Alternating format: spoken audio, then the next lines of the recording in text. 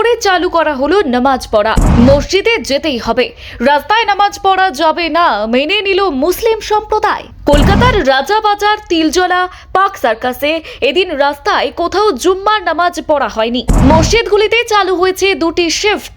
সরকারের নির্দেশ মেনে নিতে চাই নাখোদা মসজিদ, রাস্তার নয়।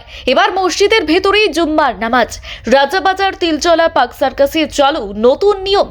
কলকাতার একাধিক সংবেদনশীল এলাকায় এবার বড় পরিবর্তন দেখা গেল শুক্রবারের জুম্মার নামাজকে কেন্দ্র করে। বহু বছর ধরে রাজাবাজার, তিলজলা, তপসিয়া এবং পার্ক সার্কাসের মতো এলাকায় রাস্তায় জুম্মার নামাজ পড়ার ছবি দেখা যেত, আর সেই নিয়ে সাধারণ মানুষের একাংশের অভিযোগও ছিল দীর্ঘদিনের। যানজট, রাস্তা অবরোধ এবং জনভোগান্তির অভিযোগ বারবার সামনে এসেছিল। আর এবার সেই ছবিতেই বদল এলো।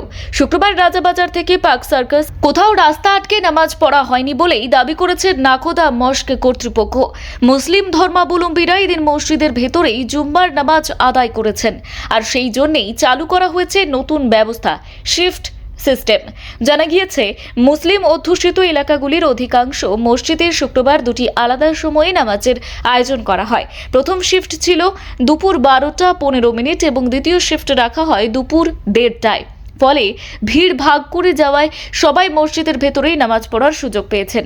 নাখোদা মসজিদের মুখপাত্র নাসির ইব্রাহিম জানিয়েছেন, সরকারের নির্দেশিকা মেনেই এই সিদ্ধান্ত নেওয়া হয়েছে। তার কথায়, সরকার নির্দেশ দিয়েছে, কেন মানব না? আজ কোথাও রাস্তায় জুম্মার নামাজ পড়া হয়নি।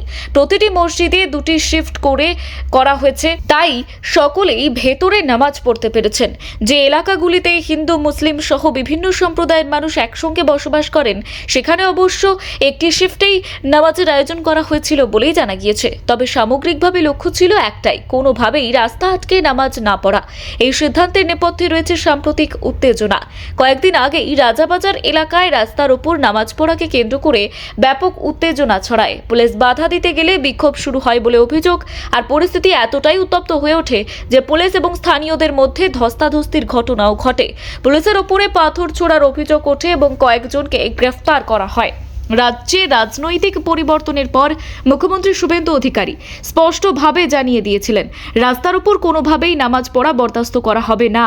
শুধু তাই নয়, ধর্মীয় স্থানের লাউডস্পিকারের শব্দ যেন বাইরে না যায়, আর সেই বিষয়েও কড়া অবস্থান নিয়েছে সরকার।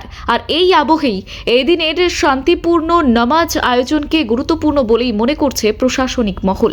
কারণ দীর্ঘদিনের বিতর্কের পর প্রথমবার বড় কোনো অপ্রীতিকর ঘটনা ছাড়াই রাস্তামুক্ত জুম্মার নামাজ সম্পন্ন হলো কলকাতার একাধিক গুরুত্বপূর্ণ এলাকায়। ব্যুরো রিপোর্ট, গলসি বার্তা।